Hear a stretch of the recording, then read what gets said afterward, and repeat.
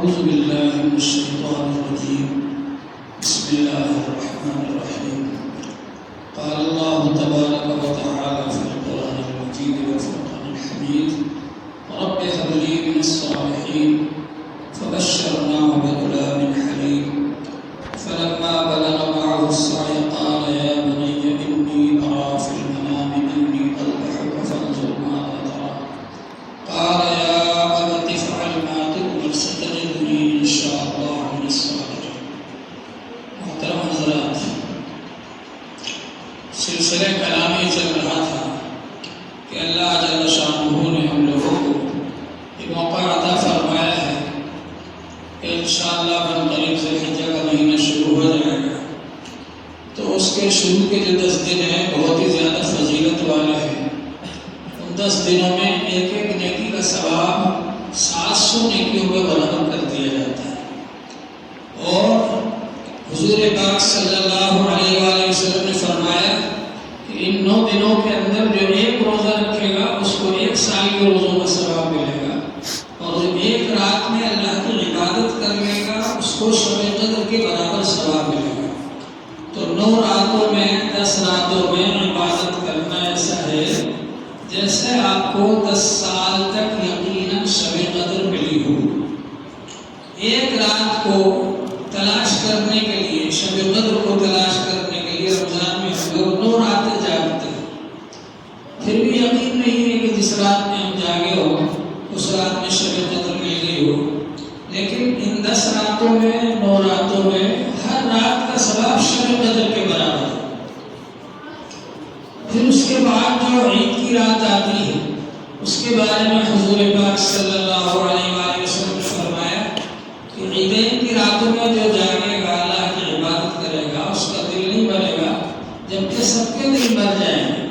علماء نے فرمایا کہ فتنہ و فساد کا زمانہ مراد ہے یا یہ کہ قیامت کا دن مراد ہے، اس وقت بھی اس کا دل زندہ رہے گا جو عیدین کی راتوں میں اللہ کی عبادت کرتا تھا۔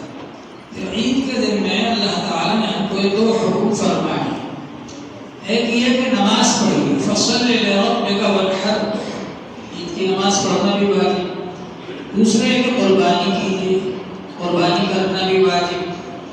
صحابہ اکرام نے حضور پاک صلی اللہ علیہ وآلہ وسلم سے پوچھا ما هذه الاضاحی یا رسول اللہ، اللہ کے رسول کی قربانیاں کیا ہیں؟ تو حضور پاک صلی اللہ علیہ وآلہ وسلم نے فرمایا سنت ابیکم ابراہیم، تمہارے ابا جان ابراہیم علیہ السلام کا طریقہ ہے، ان کی یادگار ہے۔ صحابہ کرام نے پوچھا فما لنا فیہا یا رسول اللہ، ہمارے لیے قربانی میں کیا اجر و ثواب ہے؟ تو ارشاد فرمایا بکل شعرۃ حسنہ، ہر بال کے بدلے میں 1 نیکی کا ثواب ملے گا۔ اللہ تعالیٰ صحابہ کرام کو جزائے خیر عطا فرمائے۔ ایک ایک بات پوچھ کر کے گئے، تو انہوں نے پوچھا اللہ کے رسول جن جانوروں میں اون ہوتا ہے اس کے بارے میں کیا فرماتے ہیں آپ؟ کیونکہ اون کا رواں تو بال سے بھی زیادہ باریک ہوتا ہے۔ تو حضور پاک صلی اللہ علیہ وآلہ وسلم نے ارشاد فرمایا بِكُلِّ شَعْرَةٍ مِّنَ الصُّوفِ حَسَنَةٌ، کہ اون میں بھی ہر اونے کے بدلے میں 1 نیکی کا ثواب۔ اللہ تعالیٰ کے خزانے میں کوئی کمی نہیں، دینے والے ہونا چاہیے۔ تو اللہ تبارک و تعالیٰ نے ہم لوگوں کو موقع عطا فرمایا ہے اچھا سے اچھا جانور خریدے۔ یہ حضرت ابراہیم علیہ السلام کی یادگار ہے۔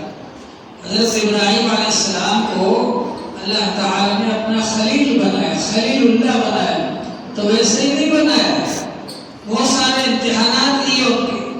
ہم تو یہ چاہتے ہیں گھر بیٹھے بیٹھے ہمارے پاس اللہ کی مدد آ جائے، ارے صاحب ہم مسلمان ہیں اللہ کی مدد ہی نہیں آئی۔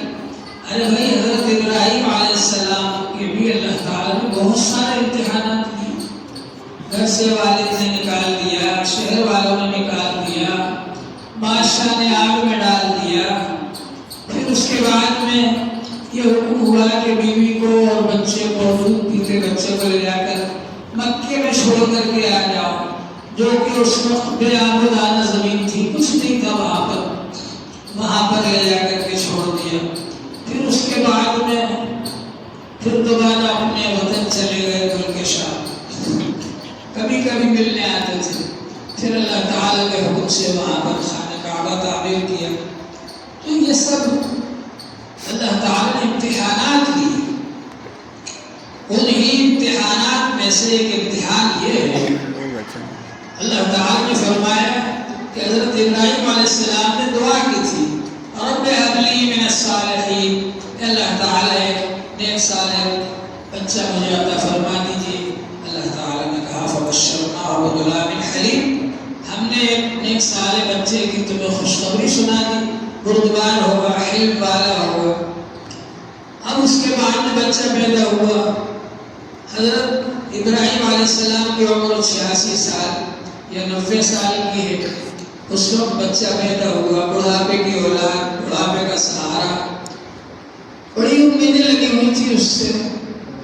لیکن جب وہ چلنے پھرنے کے قابل ہو گیا، فلما بلغ معه السعي قال يا بني اني ارى في المنام اني اذبحك فانظر ماذا ترى. تو ایک خواب دیکھا کہ اپنے بیٹے کو ذبح کر رہے.